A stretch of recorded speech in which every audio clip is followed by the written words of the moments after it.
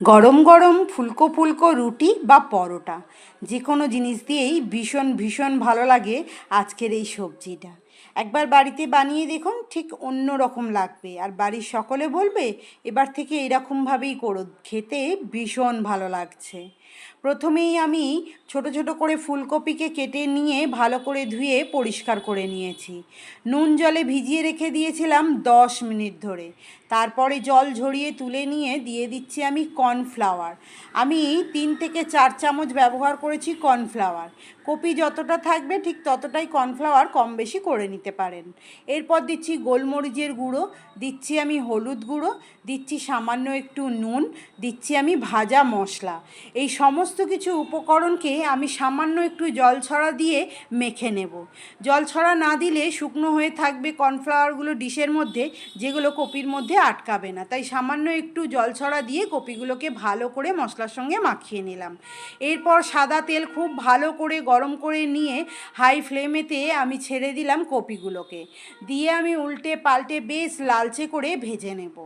যদি রেসিপি ভালো লাগে তাহলে একটা লাইক আর কমেন্ট করে আমার পাশে থাকার অনুরোধ রইল।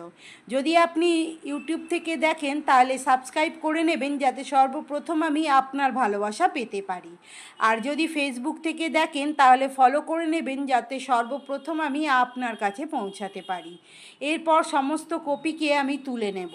ভাজা হয়ে গেছে বেশ লালচে করে। এই তেলের মধ্যেই আমি সব কপি ভেজে নেব।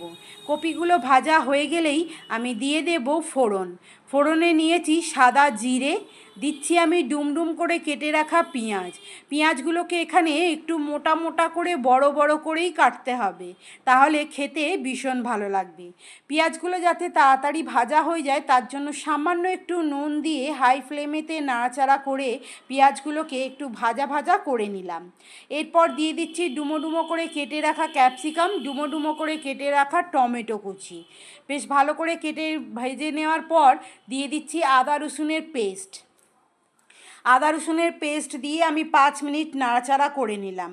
এবার স্বাদ অনুসারে দিচ্ছি নুন, দিচ্ছি সামান্য একটু চিনি মশলায় কালার আসার জন্য, দিচ্ছি লঙ্কা গুঁড়ো, দিচ্ছি ধনে গুঁড়ো, দিচ্ছি জিরে গুঁড়ো আর দিয়েছি হলুদ গুঁড়ো।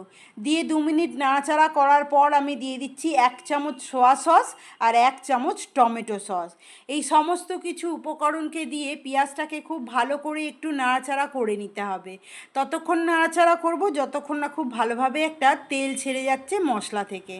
মশলা থেকে তেল ছেড়ে যাওয়ার পরেই আমি মিক্সির বাটিটা ধুয়ে দিয়ে দিচ্ছি অল্প করে একটু জল, তার মধ্যে দিয়ে দেব আরও একটু জল। বেশ ভালো করে জল দিয়ে আমি গ্রেভিটাকে ফুটিয়ে নিয়ে ওপর থেকে দিয়ে দিচ্ছি ভেজে রাখা ফুলকপিগুলোকে। ভেজে রাখা ফুলকপিগুলোকে দিয়ে আমি খুব ভালো করে নাড়াচাড়া করে নিচ্ছি। যেহেতু ফুলকপিগুলো একদম মাখা মাখা হবে তাই খুব বেশি জলের প্রয়োজন এখানে নেই। নামাবার সময় দিয়ে দিচ্ছি গরম মশলা গুঁড়ো। রেডি হয়ে গেছে আজ আমাদের ফুলকপি।